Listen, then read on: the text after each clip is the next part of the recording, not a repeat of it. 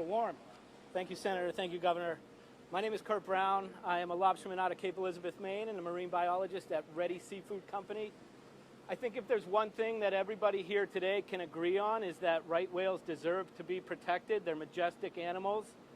But I'd go a step further and argue that Maine lobstermen have probably put in more effort, more time, and more money than any group in this country to protect right whales.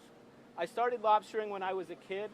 I started protecting right whales when I was in high school as part of this fishery.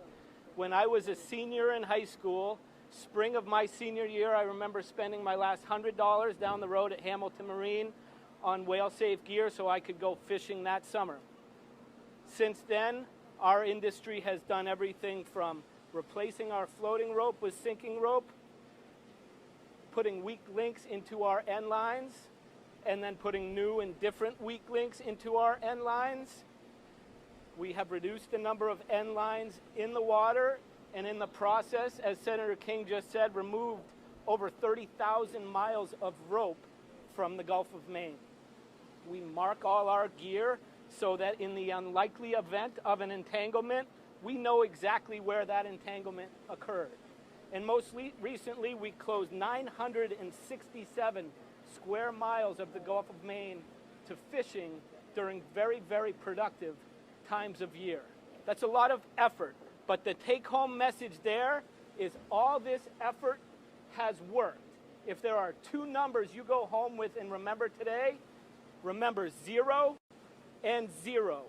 0 documented entanglements of a right whale in Maine lobster gear since 2004, and 0 documented mortalities of a right whale in Maine lobster gear ever. So given this, you would think this assessment by Seafood Watch would take all of that into account because the commissioner, the governor, the senator, Luke, Steve, myself, and many others have had 4 years of conversations with this Seafood Watch group. You would think they would take all of that information and give us a score of 5 out of 5 on criterion 3, which is management effectiveness. You want to guess what we got? We got a 1 out of 5, the lowest score possible. All of that information fell on deaf ears at Seafood Watch. All of that information has fallen on deaf ears at the National Marine Fisheries Service. All of that information fell on deaf ears with Judge Boasberg and his awful decision yesterday.